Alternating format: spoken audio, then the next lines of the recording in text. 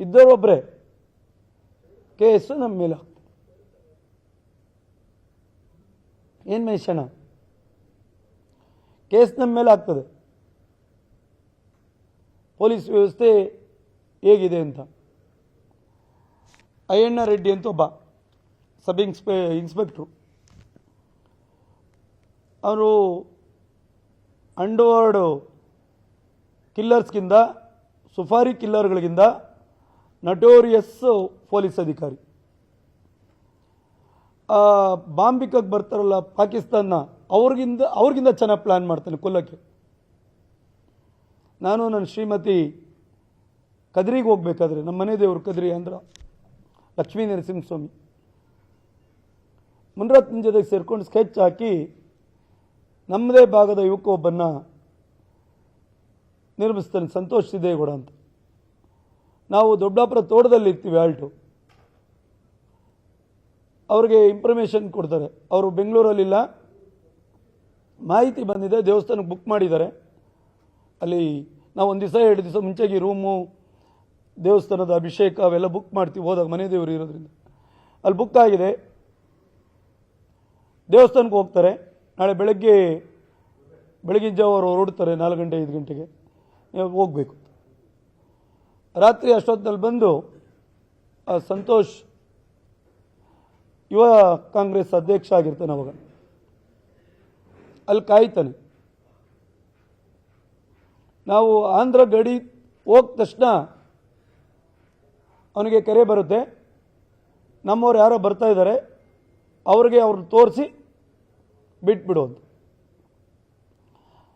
ಇನ್ನೊಂದು ಸ್ವಲ್ಪ ಮುಂದೆ ಹೋಗೋಷ್ಟೊತ್ತಿಗೆ ಅವ್ರ ತಂದೆ ಅಸಾನಿಕ್ಕಾಗಿ ನಾಮಿನೇಟ್ ಕೌನ್ಸಿಲರು ಸಿದ್ದೇಗೌಡರು ಫೋನ್ ಮಾಡ್ತಾರೆ.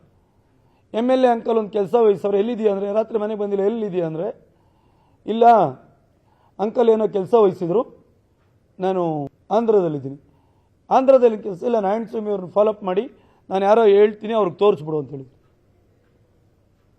ಇವತ್ತು SITಲಿ ನ್ಯಾಯಾಧೀಶರ ಮುಂದೆನೂ ಹೇಳಿಕೆಯನ್ನು ಕೊಟ್ಟಿದ್ದಾರೆ ಅವರು ಆಲ್ರೆಡಿ.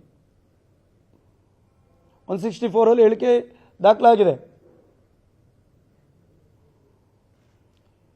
ಒಬ್ಬ ಪೊಲೀಸ್ ಅಧಿಕಾರಿ ಕೊಲೆ ಮಾಡಲಿಕ್ಕೆ ನಮ್ಮ ವೈಯಕ್ತಿಕ ಜೀವನವನ್ನು ತಗೊಳ್ತಾನೆ ಅಂದರೆ, ನಮ್ಮ ವೈಯಕ್ತಿಕ ಡೀಟೇಲ್ಸ್ ತಗೊಳ್ತಾನೆ ಅಂದರೆ ಏನು ಮಾಡ್ತಾ ಇದೆ ಪೊಲೀಸ್ ಇಲಾಖೆ? ಏನು ಮಾಡೋದು? ನಿಮಗೆ FIR ಕಾಪಿಗಳು ಕಳಿಸ್ತೇನೆ. ನನ್ನ ಮೇಲೆ ಕೇಸ್ ಮಾಡ್ತಾರೊಂದು, ಸೀಮೆಣ್ಣೆ ತೊಗೊಂಬಂದು ಸ್ಟೇಷನ್ಗೆ ಬೆಂಕಿ ಇಕ್ತೀನಿ ಅಂತೇಳಿ ಹೋಗಿದ್ದವನೊಬ್ಬ ನಮ್ಮ ಕಾರ್ಯಕರ್ತನ ಬಿಡಿಸ್ಕೊಳ್ಳೋಕ್ಕೆ. ನನ್ನ ಮೇಲೆ ಆಗಿರೋ FIR. ನೀವೆಲ್ಲಾದರೂ ಸೀಮೆಣ್ಣೆ ತೋರಿಸಿದ್ರೆ ಸೀಮೆಣ್ಣೆ ಸಿಗೋದು. ಇವತ್ತೆಲ್ಲನ ಸೀಮೆಣ್ಣೆ ಸಿಗುತ್ತೆ ಅಂದರೆ FIRಲ್ಲಿದೆ. ಕೋರ್ಟಲ್ಲಿ ಹೇಳಿದ್ರು ಇದೊಂದು ತೆಲುಗು ಸಿನಿಮಾದ ಹಳೆಯ ಸ್ಟೋರಿ ಥರ ಇದೆ ಅಂತ. ಎಲ್ಲಿ ಸೀಮೆಣ್ಣೆ ಸಿಗುತ್ತೆ? ನಾನು ಚಪ್ಪಲ್ ಹಾಕ್ಕೊಂಡಿದ್ದೆ, ಬೂಟ್ ಕಾಲಲ್ಲಿ ಒದ್ನಂತೆ ಇನ್ಸ್ಪೆಕ್ಟ್ರಿಗೆ.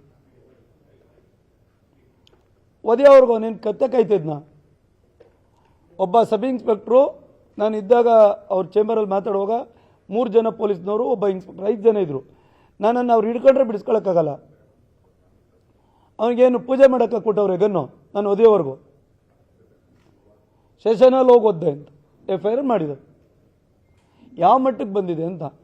ಸ್ಟೇಷನಲ್ಲಿ ಒದ್ದು, ಬಟ್ಟೆ ಹರಿದು, ಸೀಮೆಣ್ಣೆ ತೊಗೊಂಬಂದು ಸ್ಟೇಷನ್ ಬೆಂಕಿ ಇಕ್ಕಕ್ಕೆ ಬಂದಿದ್ದಕ್ಕೆ ನಾರಾಯಣ ಸ್ವಾಮಿನ ಬಂಧಿಸಿ ನಾವು ಜೈಲಿಗೆ ಕಳಿಸಿದ್ದೀವಿ.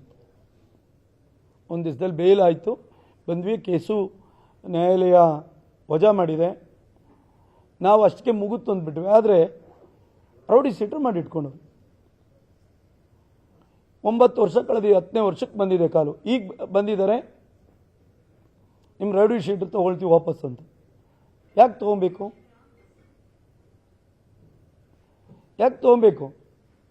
ನಾನು ರೌಡಿ ಶೀಟರ್ ಯಾಕೆ ಮಾಡಿದ್ರಿ ಅಂತ ಪ್ರೂವ್ ಮಾಡಬೇಕಲ್ವಾ? ಆಯಿತು, ಅವ್ರ ಹಕ್ಕು ಅವ್ರು ಮಾಡಿದ್ದಾರೆ. 9 ವರ್ಷ ಬಂದ ಅಧಿಕಾರಿಗಳು ಏನು ಮಾಡ್ತಿದ್ರು? ಅವ್ರದ್ದು ಕರ್ತವ್ಯ ಲೋಪ ಅಲ್ವಾ? ನನ್ನ ಕರಿಬೇಕಲ್ವಾ? ಮೇಲಾಧಿಕಾರಿಗಳ ಹತ್ರ ತೊಗೊಂಡೋಗಿ ನಿಲ್ಲಿಸ್ಬೇಕಲ್ವಾ? ನಂದು ಆಕ್ಟಿವಿಟೀಸ್ನ ಗುರುತಿಸ್ಬೇಕಲ್ವಾ ಏನು ಮಾಡ್ತಾ ಇದ್ದಾನೆ ಅಂತ. ಯಾವುದಾದ್ರೂ ದರೋಡೆಗಳಲ್ಲಿ, ಕೊಲೆ ಸುಲಿಗಳಲ್ಲಿ, ಕಂಡೋರ ಆಸ್ತಿ ಹೊಡೆಯೋದ್ರಲ್ಲಿ, ಸರ್ಕಾರದ ಆಸ್ತಿ ಪಾಸ್ತಿ ನಷ್ಟ ಮಾಡೋದ್ರಲ್ಲಿ ಏನರಲ್ಲಾದರೂ ಭಾಗಿಯಾಗಿದ್ದೀನ ಅಂತ